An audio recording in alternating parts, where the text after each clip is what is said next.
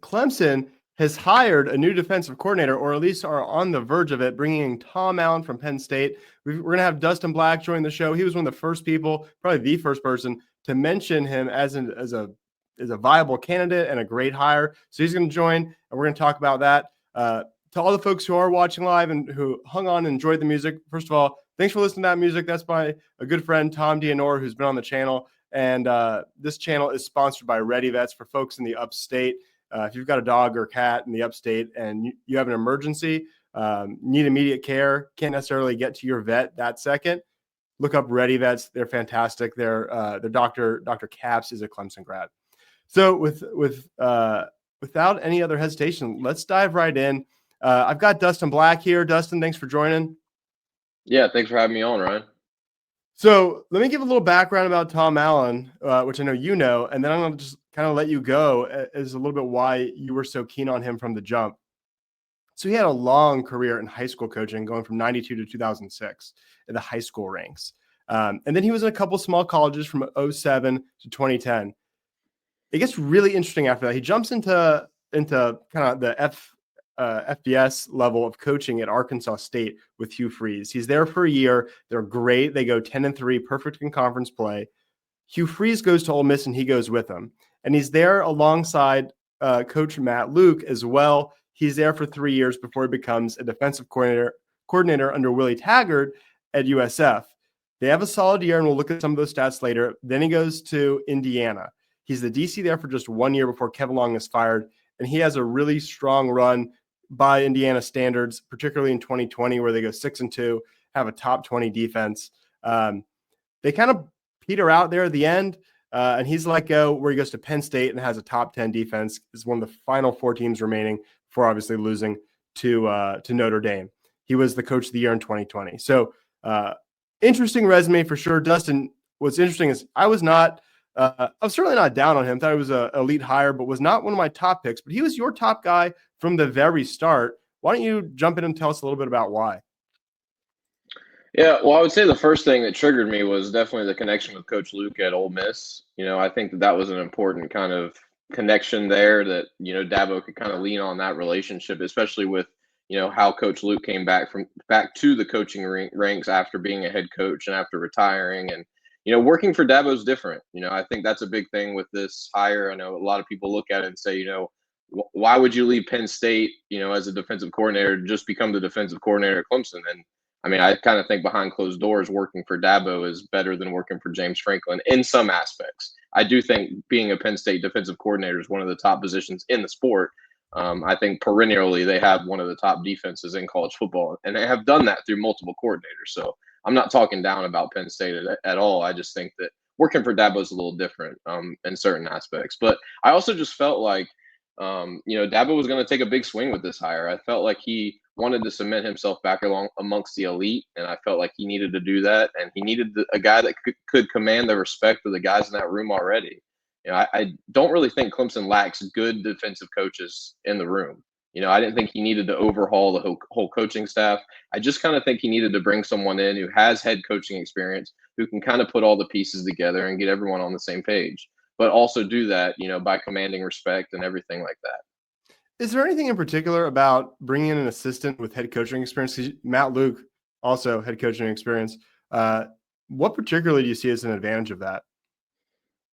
The ability to delegate. I think that, when you look at having position coaches and going through game plans and stuff, and really when you see the whole picture, whenever he's a head coach at Indiana for a long time, he kind of sees how everyone game plans. So it's just like anything else, any other job, being able to see the whole picture and be able to delegate and know kind of what everyone goes through in their process every week kind of helps out. Yeah, a couple comments here. Definitely join in the comments. Love to show these. Another one from John here, and I did check. This is not just a PSU reporter. This is true. He was a high school coach in Florida, so I know some have asked about. He's from Midwest, and then he goes to Penn State. But that connection in Florida high schools, although long ago, seems certainly beneficial. When you say, yeah, absolutely, and I would definitely say that's probably my biggest concern with him is recruiting. I don't think he's ever really had a recruiting class to point to, or he hasn't done it. He hasn't sustained high levels of recruiting over his career. So I would say that's probably my biggest concern. But a lot of position coaches carry that weight now. It just particularly with the linebacker room, you kind of want to hit on some elite guys here in the coming years, losing Barrett Carter this year and Woodaz next year. So I would say that would probably be my biggest concern now, just the state of the linebacker room. What's coming up next, just his ability to recruit and be out on the trail. Yeah, it's one of these things where you can't have it both ways. You'd love to have a coordinator who wasn't at a school like Ohio State or even to some extent Penn State, where they can have all the talent in the world. But you also want a coordinator who could bring in elite talent. So we saw what he was able to do at a school like USF or Indiana. And then when he had elite talent for 1 year at Penn State, they were a top 10 defense. So you got a little bit of a taste of both. But to your point, he wasn't at Penn State long enough to see that continued long-term elite recruiting. So I think he's a great fit. I'm going to just highlight a couple reasons why. A lot of these are from John Blau of the Post and Courier in an article he wrote.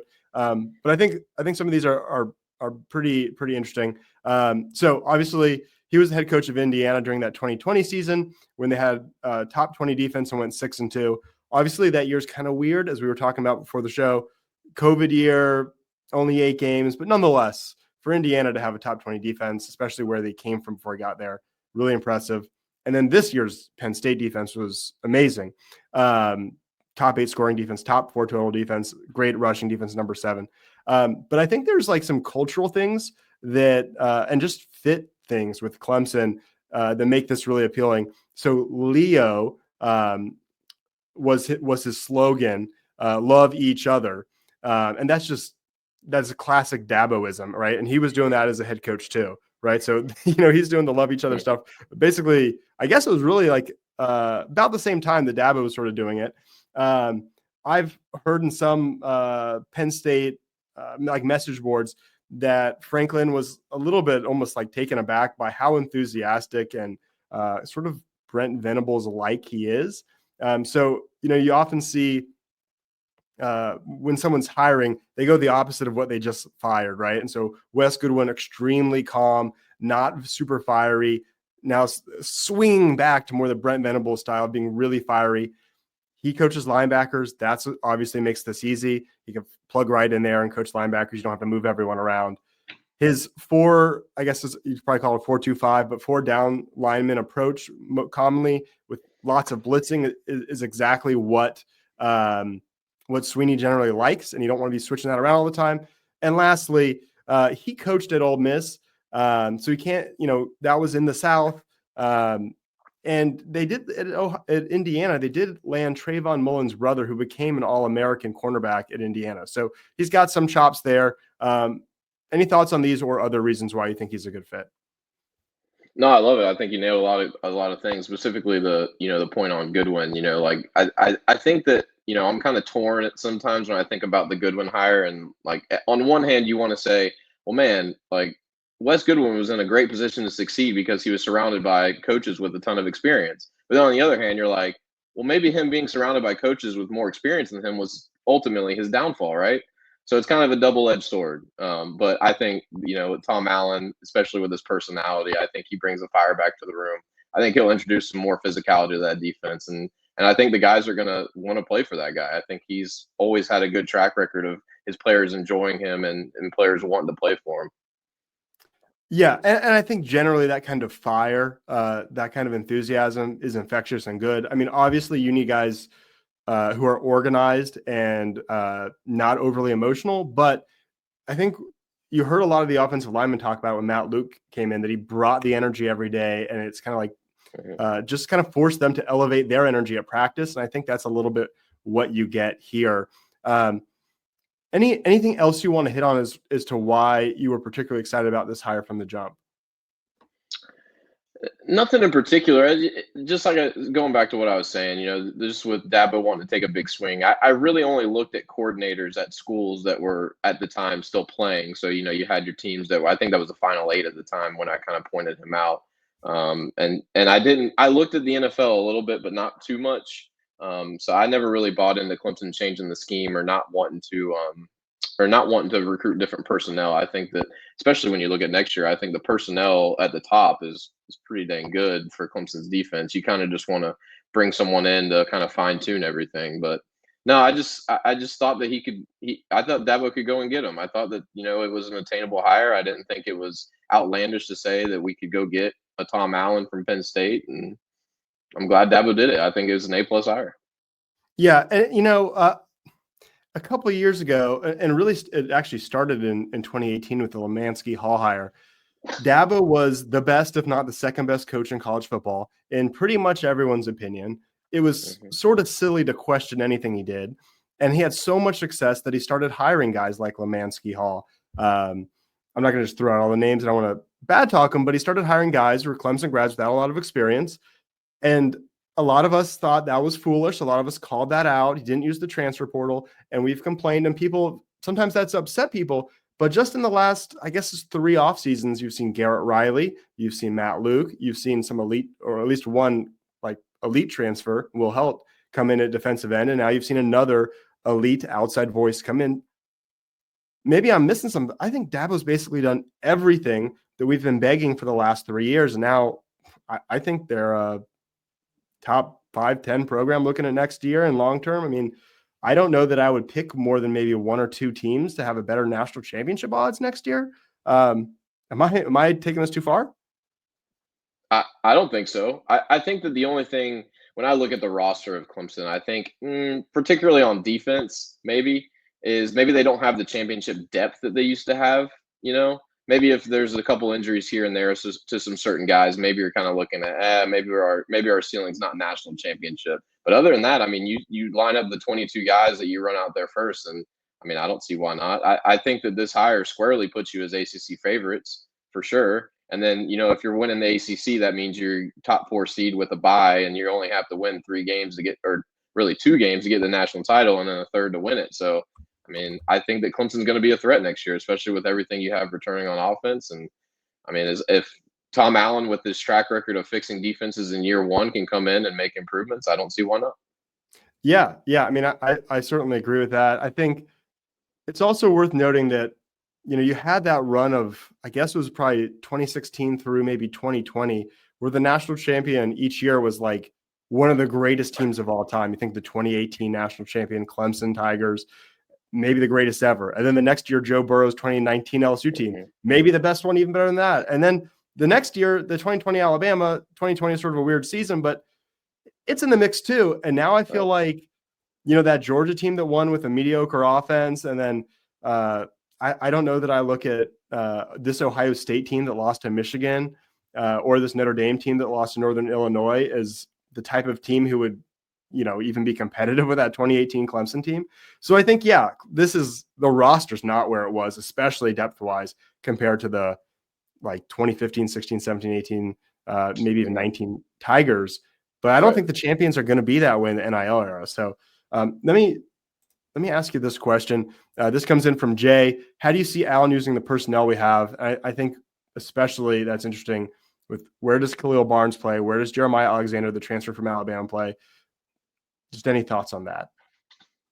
I think that's the biggest question mark, and I think that's what we're most excited to see. I mean, how do they use Jeremiah Alexander? Is Jeremiah Alexander going to be asked to play inside linebacker most of the time, or is he going to be more of a situational pass rusher kind of guy? Wade Woodaz and Sammy Brown kind of seem like your surefire guys at linebacker. So if I had to put my money on anything, I would say that those are going to be your 2 guys run out there first. And then, he runs a multiple defense. I mean, it's base 4-2-5, but that 5th safety can be like an outside linebacker, kind of like what we saw last year when Sammy Brown, Barrett Carter, and Woodaz played. And then, you just have a lot of guys that you really haven't seen yet. I mean, especially at safety. Safety is just a room full of question marks, like a room full of guys that you just really haven't seen get meaningful snaps. I mean, you can go down the list: Kylan Webb, Ronan Hannafin, all those guys. I mean, you just don't know what you have there. Robert Billings. I mean, you've heard good things about him, but you haven't really seen him get significant snaps. So I think how he handles linebacker and how he brings along those young safeties will ultimately determine how good this defense is. Yeah, we're talking about personnel, but I think the thing that I'm most excited about is improvements in just mid-game or in-game adjustments. I felt like you actually have to go back a couple years, but the most glaring that I've ever seen in any game was that the game against, I think it was at Wake Forest, where DJ actually played incredible and the offense was humming, and Clemson's defensive backs were just getting burned again and again and again. And they were just left in man coverage with no help every time. And finally, on like the last couple drives, they got really conservative. They stopped Wake Forest. They finally eventually won in overtime. But it was like we had to wait 3.5 quarters to make that adjustment. And I felt like we saw that a lot this year. And then against South Carolina, they proactively made an adjustment to take Sammy Brown off the field, which is like, I'm complaining you don't make good adjustments, but then you just make crazy ones. So I think that is going to make a huge difference, even with mostly similar personnel. Yeah, 100%. I totally agree. I mean, there was a time in the South Carolina game where I think South Carolina ran the same exact play 2 or 3 times because we didn't give them a different look. I mean, we lined up the same exact way 3 times in a row, and each time the play got 8 or 9 yards. So South Carolina just kept running the same play over and over again, and you're sitting there, looking at the TV. What are we doing? It's just mind-boggling sometimes. Yeah, and I think that's what makes me feel like this Tom Allen hire is high floor. Right. I broke down a lot of different candidates, and I didn't want to get someone who had no play calling experience, because Wes, by all accounts, was a phenomenal analyst and a great mind. That's one thing. But then when you're there, the pressure's on, people are screaming at you, the crowd's screaming. What adjustment are you going to make that second? That's kind of like a different world than the more intellectual sitting in your office scheming it out. And so we know that Tom Allen can do it because he just had a top defense. We've seen him do it at other places. We've seen him as a head coach to, manage a program. So I think it's extremely high floor. The odds of it being a bad hire seem pretty close to nil. Circling back to something you said that you thought it was attainable, I had my doubts. I saw Al Golden was a guy that I think it was Hamilton at the Post and Courier mentioned. I thought that was very unrealistic. I didn't see a whole lot of people talking about Tom Allen, but I sort of thought it was unrealistic because Penn State, they were in the Final Four at the time, and he was making $1.6 million. I mean, you can give him some raise, but nothing that Penn State wouldn't match. Turns out he's got daughters that live in the Carolinas, so that is probably extremely helpful. But let's jump into this last piece of data I've got here. This is just to look at some stats. I didn't put a ton of them on here. This is just scoring defense, so amount of points his defense is allowed. Not a perfect stat by any means. You got to think about strength of schedule. You got to think about how fast your offense is and all of that. But it's a high-level metric I think is helpful. So I guess if you look at the column rank, that's where they rank. You see only one top 20 defense until you get to this year. So where they're 8th. So 2 top 20 defenses. Nothing crazy they're going to get too excited about. But, and frankly, that's why I was not super enthusiastic about this as a possibility, because when you look at even this year at Penn State, they got 5 spots worse. They were a top 3 scoring defense. So figure, hey, he took over a great defense and maintained. They're giving up 3 more points than last year. But when you look at the whole picture, he went to USF and he made that defense a good bit better. 32 spots in the rankings. That's when he was with Willie Taggart.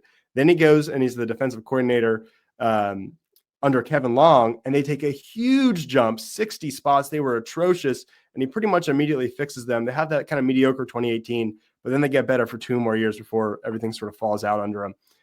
So seeing this, any thoughts on just how quickly he can make an impact, how long he can sustain it, anything else like that come to mind? Yeah, I mean, the instant impact in year one is one of the things that really drew me to him. I think that he's going to come in and fix a lot of our little things like technique or maybe some of the schematics that have kind of gone awry since Venables left. I really think that it's going to be similar to, I don't know, maybe putting him as a Coach Luke hire is kind of unfair at this time, but I think that we looked at the offensive line and you're like, okay, well, how much can we really expect from Coach Luke, in year one? And then you watch his whole unit play an entire year and you're like, that was phenomenal. Like talking about, from what we'd seen the year before, I think it can have that similar impact. Like, I think that you're looking at, you add a couple pieces from the portal, 2 guys, which is awesome to say.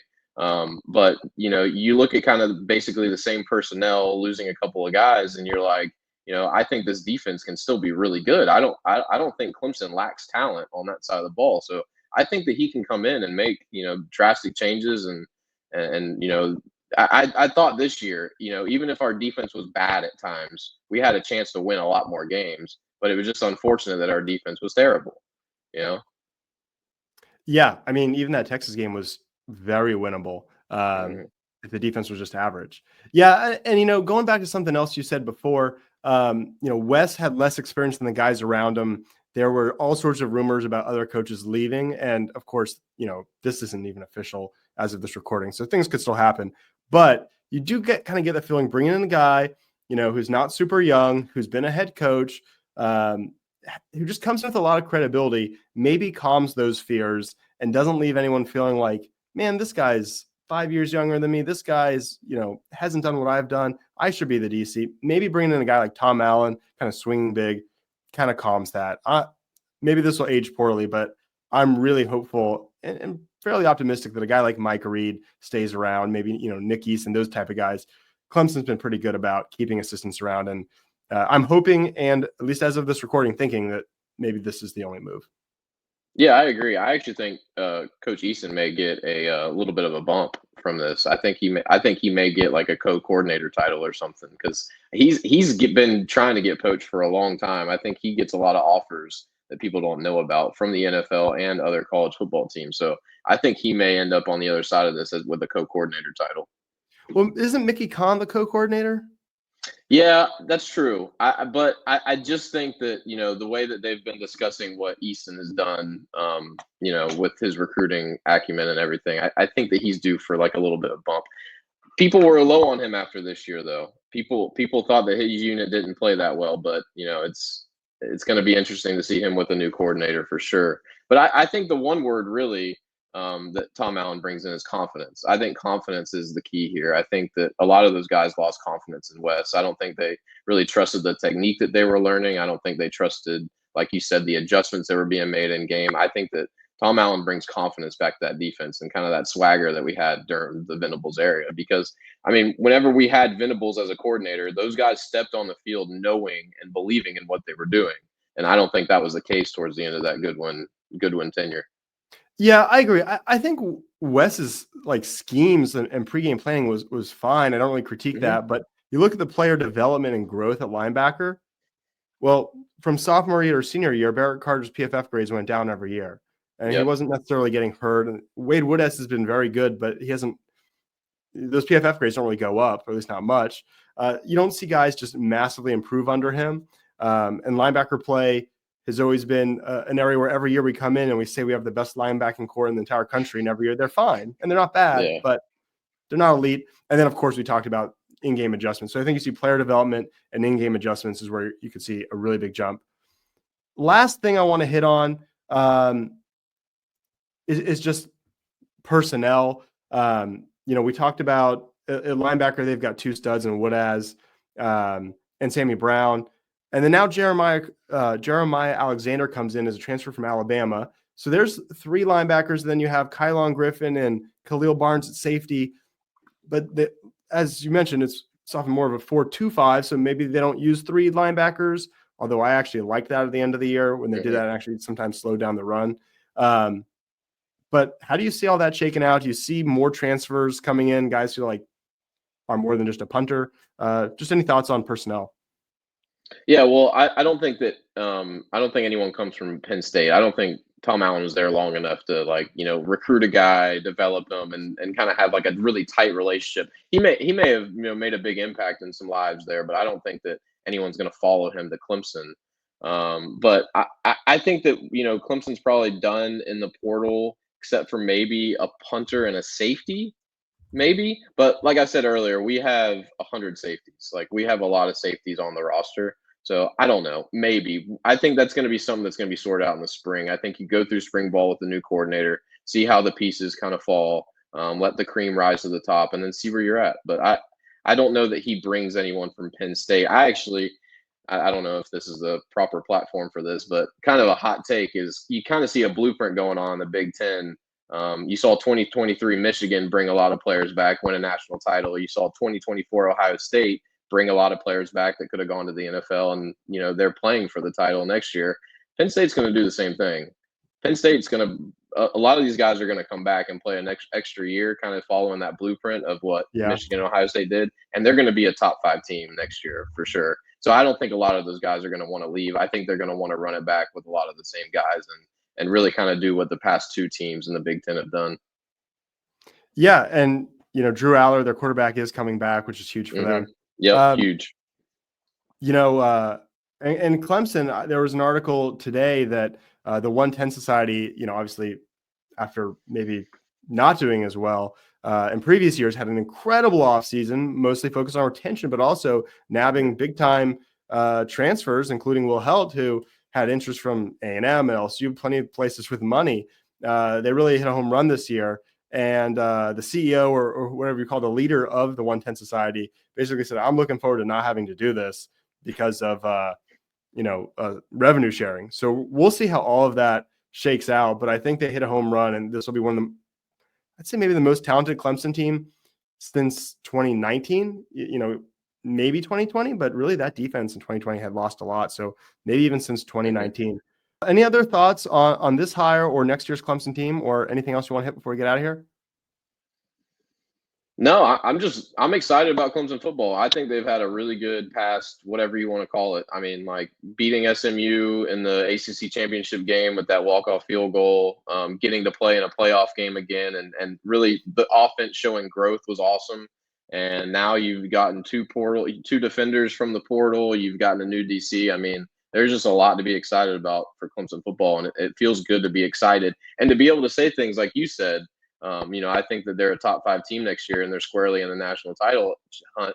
I mean, that's just something we haven't really been able to say for a while and truly believe it. So I'm just excited about the direction of the program. And, Dabo's got me all the way back invested in Clemson football for sure.